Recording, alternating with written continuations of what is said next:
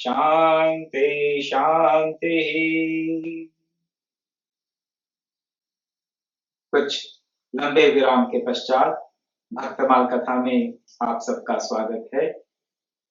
हम हरि के प्रिय भक्तों की कथा का श्रवण कर रहे थे और उसी श्रृंखला में हमने इस विराम से पहले, इस विराम से पूर्व हमने श्री विभीषण जी के चरित्र का श्रवण किया।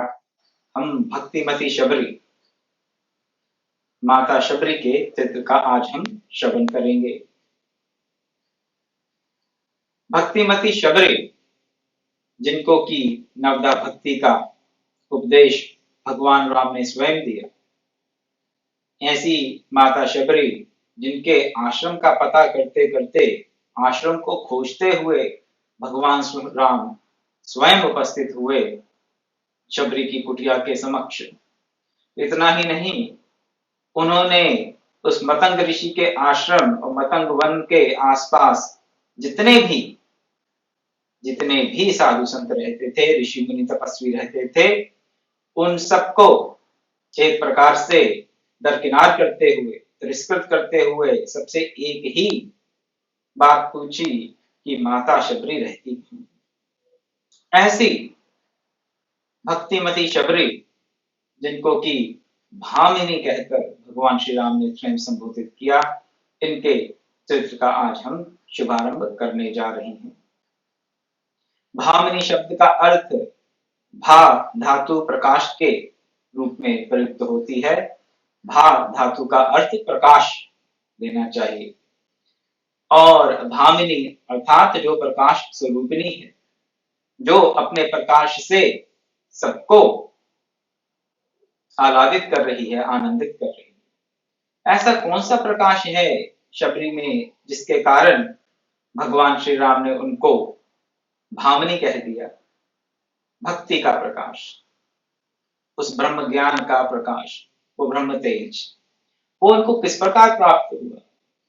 तथाकथित नीच जाति, अंत्यज जाति में उत्पन्न शबरी, शबर जाति की कन्या होने के नाम कारण उनका नाम शबरी पड़ा।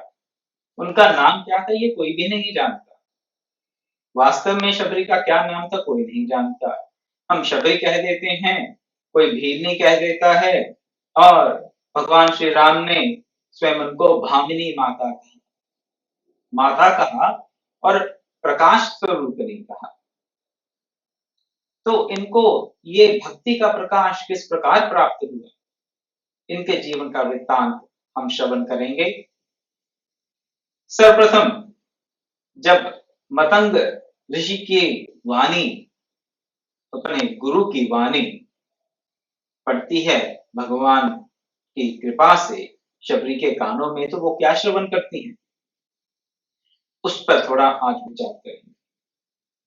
शबरी वन में है, छुपी हुई हैं और ऋषियों की सेवा में तत्पर हैं। ऋषियों की सेवा में तत्पर हैं और इतनी तत्परता है कि रात का एक पहर रहते हुए उठ जाती हैं। रात का एक पहर रहते हुए उठ जाती हैं।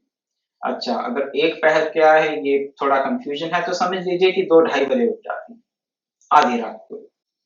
उठने के पश्चात क्या करती हैं? उठने के पश्चात जिस मार्ग से ऋषि मुनि पंपासर में स्नान के लिए जाते हैं, उसको झाड़ बुहार कर उनको सब कांटों पत्थरों से रहित करते हुए, कंकरों से रहित करते हुए उन पर फूल बिछा देती हैं। एक तो ये सेवा करती हैं वो संतों की, ऋषियों की, मुनियों की। दूसरी सेवा वो ये करती हैं कि जंगल से लकड़ी लाती हैं, सूखी लकड़ी समिधाएं, और उनके गठ के गठ बनाकर आधी रात को ही ऋषियों की आश्रमों के सामने छोड़ जाती, चुपके से। ना किसी को ये पता चलता है कि ये रास्ते को साफ कौन कर रहा है, ना ही किसी को ये पता चलता है कि संविधाओं के गड्ढे बनाकर सुनियोजित रूप से कौन उनके आश्रमों के समक्ष छोड़ देता है।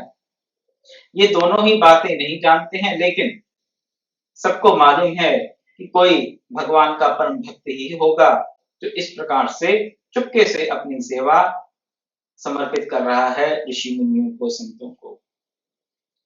तो ये सब सेवाएं करने के पश्चात शबरी छुप जाती थी जंगल में।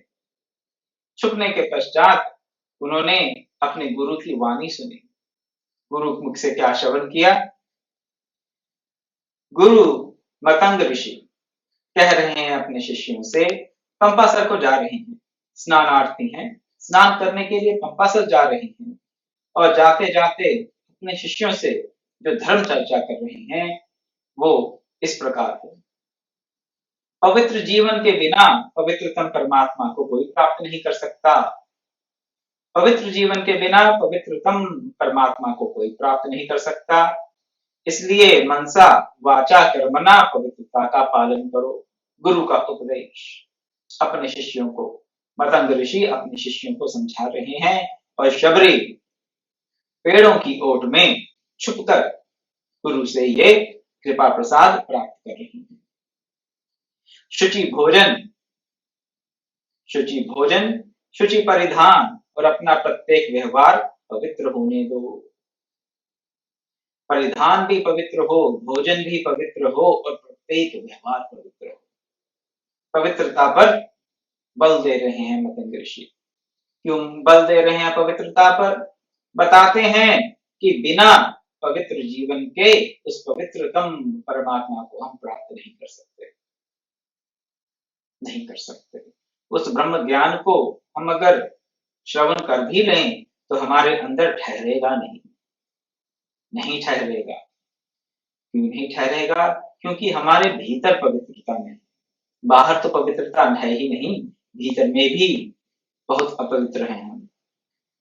बाहर की पवित्रता पर हो सकता है कभी कभार हमारा ध्यान चला जाए, भीतर की जो अपवित्रता है उस पर हमारा ध्यान शायद ही कभी जाता हो।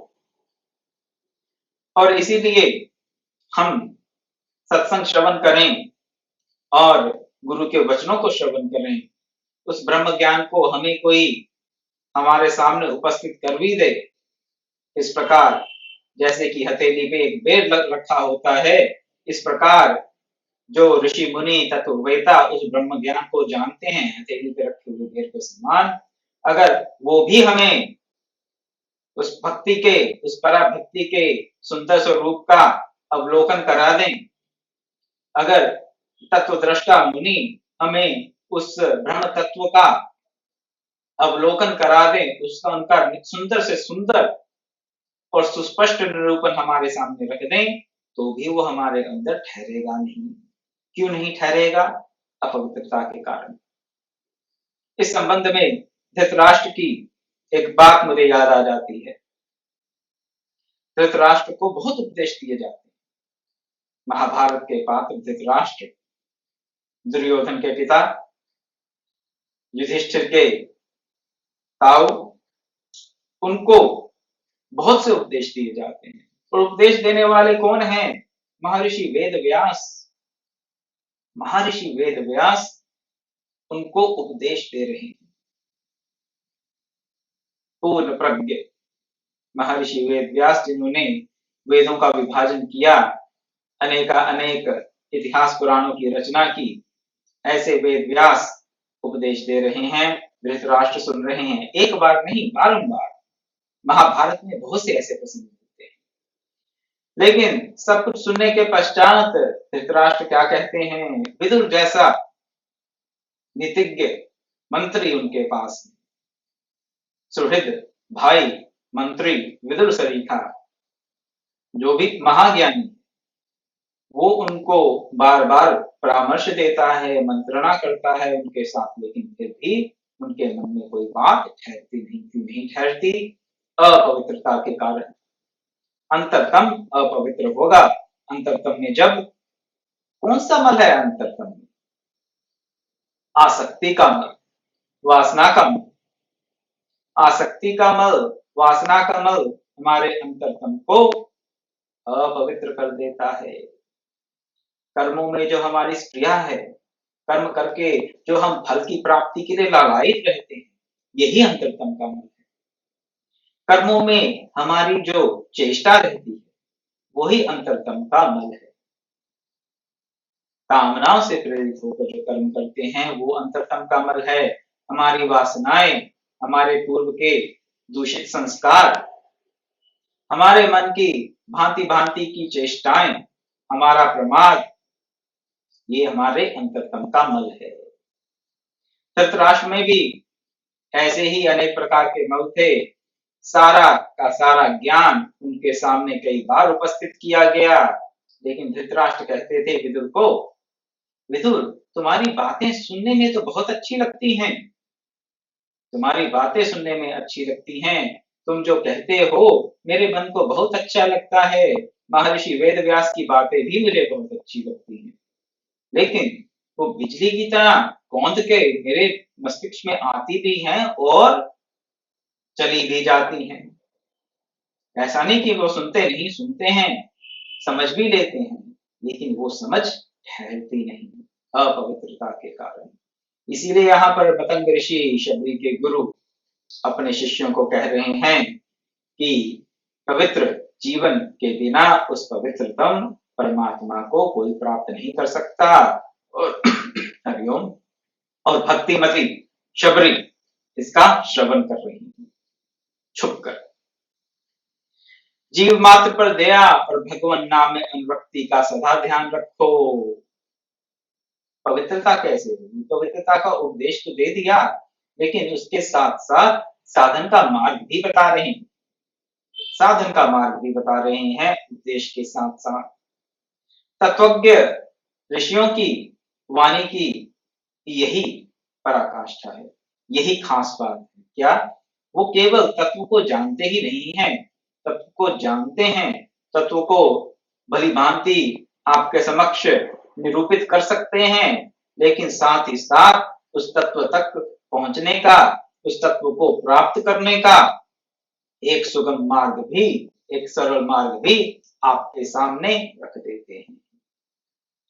तो उपदेश दिया कि जीवन पवित्र होना चाहिए, अगर जीवन पवित्र नहीं तो पवित्रतम परमात्मा को प्राप्त नहीं कर सकते। कैसे पवित्र करें? मन, वचन और कर्म को पवित्र करें। भोजन पवित्र हो, परिधान पवित्र हो और हमारा प्रत्येक व्यवहार पवित्र हो। लेकिन किस प्रकार पवित्र किया जाए, फिर उसका एक्सप्लेनेशन दे रहे हैं, उसको समझा रहे हैं। जीव मात्र पर दया। मतंग ऋषि कह रहे हैं जीव मात्र पर दया, हर जीव पर, केवल मनुष्य नहीं, हर जीव, जीव मात्र पर दया होनी चाहिए। वैष्णव संत कौन सा उदाहरण देते हैं, कौन सा आदर्श हमारे सामने स्थापित करते हैं, वो सुनिए। कहते हैं जब एक मक्खी, एक चींटी, एक मच्छर, एक तथाकथित निम्न से निम्न कोटि का कोई भी जीव हो, उसके प्रति जब आपके मन में वैसा वात्सल्य उमड़े जैसा एक माता का अपने पुत्र के प्रति होता है, तो आप समझना कि आपके मन में जीव मात्र के लिए दया है। माता जैसा वात्सल्य जीव मात्र के प्रति, किसी भी कोटि का जीव, तो मान सकते हैं फिर क्या कि जीव मात्र के लिए हमारे मन में दया है। जीव मात्र में दया के साथ साथ और क्या बताते हैं? भगवान नाम में अनुरक्ति। मन में दया हो तो दया के साथ साथ भगवान के नाम में अनुरक्ति हो, तो हमारा अंतरतम पवित्र हो सकता है। कई बार हम देखते हैं कि लोग बहुत साधन करते हैं, बहुत भगवान नाम जप करते हैं, और भी भांति भांति के योग, ब्रह्मचर्य आदि जितने भी साधन बताए गए हैं, उन साधनों का अवलंब लेते हैं, लेकिन जीव मात्र के प्रति दया कई बार उनमें दृष्टिगोचर नहीं होती। साधना के चलते, कठोर साधनाओं के चलते क्या हो जाता है कि मन कठोर हो जाता है। कठोर साधनाएं करते हैं, शरीर को कई प्रकार से कसते हैं, अपने मन को नियंत्रित करने के लिए कई प्रकार के व्रतों को धारण कर लेते हैं। इन भांति भांति के कठिन व्रतों से क्या होता है? मन कठोर हो जाता है।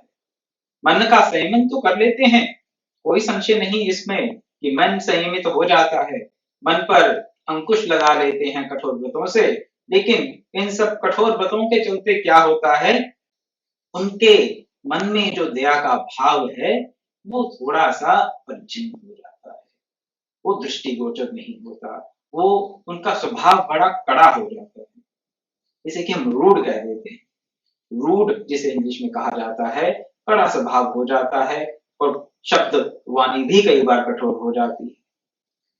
क्यों होता है ऐसा स्वभाव कुछ तपस्वियों का? कठोर तप के चलते स्वभाव ऐसा हो जाता है। इसको दोष नहीं मानना चाहिए, हम लोगों को एक दोष नहीं मानना चाहिए। ये तो एक प्रकार के कठोर, एक प्रकार से ऐसा समझें कि जो कठोर तप है ये उसका एक साइड इफेक्ट है, साइड इफेक्ट हो जाता है उसका। लेकिन यहाँ पर मतंग ऋषि अपने शिष्यों को कह रहे हैं कि आप कठोर तप करें, लेकिन जीव मात्र पर दया भी होनी चाहिए। अगर जीव मात्र पर दया नहीं है और बहुत सा भगवान नाम जप कर लेते हैं, बहुत से कठोर जप तप व्रत कर लेते हैं भांति भांति के, तो फिर अभी अंतरतम को हम पूर्ण रूप से पवित्र नहीं मान सकते। एक बड़े सरल से उपदेश में उन्होंने साधना का निचोड़ रख दिया अपने शिष्यों के समक्ष। वो भी कैसे? चलते चलते कहाँ जा रहे हैं? पंपासर को जा रहे हैं सुबह सुबह स्नान करने के लिए। तो जीव मात्र पर दया हो और भगवान नाम में अनुरक्ति हो, तभी क्या होगा? तभी स्थावर जंगम लता वृक्ष आदि विश्व की प्रत्येक वस्तु में उन्हें देख सकोगे, अन्यथा भगवान हर जगह नजर नहीं आएंगे। जिसको भी मैं देखूं तेरा रूप नजर आए, भजन किया एक ये पंक्ति है, जिसको भी मैं देखूं तेरा रूप नजर आए। कैसी ये स्थिति है? बहुत सुंदर स्थिति है, लेकिन ये स्थिति आएगी कब? जब हमारे मन में जीव मात्र के प्रति दया होगी और हम सतत भगवान नाम का जप करते रहेंगे, ध्यान करते रहेंगे, उच्चारण करते रहेंगे। तो इस विश्व की प्रत्येक वस्तु में स्थावर क्या, जंगम क्या, वृक्षलता क्या, कीट पतंगा क्या, बड़ा जीव क्या, क्षुद्र जीव क्या, सब में उस परमात्मा के दर्शन होंगे, होते हैं, ऐसा आश्वासन मैं आपको दे सकता हूं। प्रत्येक प्राणी में आपको उस परम पिता परमात्मा का प्रकाश देखने को मिलेगा, लेकिन मिलेगा तभी जब हमारा अंतरतम पवित्र होगा। और अंतरतम पवित्र करने के लिए मतंग ऋषि का आदेश है, मतंग ऋषि का निर्देश है कि हम जीव मात्र पर दया करें और भगवान नाम में अपने आप को अनुरक्त रखें। इसी को वो सच्चा धर्म बता रहे हैं, जीव मात्र पर दया और भगवान नाम में अनुरक्ति। और ये ऐसा धर्म है जिसके परिपालन के लिए हमें कोई विशेष उपाधि, विशेष कुल में जन्म लेने की आवश्यकता नहीं है। इस धर्म का पालन प्रत्येक व्यक्ति कर सकता है, किसी भी अवस्था में क्यों न हो, किसी भी अवस्था में हो, किसी भी वर्ण का हो, किसी भी आश्रम का हो, किसी भी जाति का हो, किसी भी कुल का हो। जीव मात्र के प्रति दया का पालन और सदा भगवान में, भगवान के नाम में अपने मन को लगाए रखना। जाति कुल की बाधा से ये धर्म सदा मुक्त है और यही सच्चा धर्म है। पतंग ऋषि का उपदेश अपने शिष्यों को, जिनको भक्ति मति शबरी अपने कानों से सुनकर आंखों से अश्रुपात कर रही हैं। क्यों अश्रुपात कर रही हैं? क्योंकि उनके अपने गुरु के प्रति, उनके मन में अपने गुरु के प्रति अपार श्रद्धा। इस अपार श्रद्धा के चलते गुरु मुख से निकला हुआ प्रत्येक अक्षर, प्रत्येक शब्द, प्रत्येक पंक्ति, प्रत्येक आदेश निर्देश उनके लिए अमृत के समान। और इस अमृत का अपने कर्मकुटों से पान करती हुई भक्तिमती शबरी छुपी हुई जंगल में सुन रही हैं अपने गुरु के वचनों को और आंखों से अश्रुपात कर रही हैं। ऐसा पवित्रतम जीवन शबरी जी का है और इस पवित्रतम जीवन के जीते जीते ये हुआ कि भगवान राम स्वयं उनको खोजते हुए आए और उनको प्रकाश स्वरूपिणी कहा, भामिनी माता। ऐसे ही भक्तिमती शबरी के बारे में कुछ बातें और कल आपके समक्ष रखूंगा।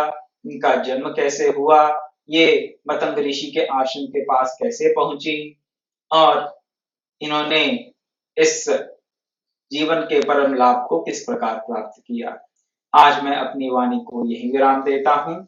कल ठीक 5:30 बजे आप जुड़ जाएं। मैंने इस कथा का जो फॉर्मेट है उसमें थोड़ा सा परिवर्तन किया है।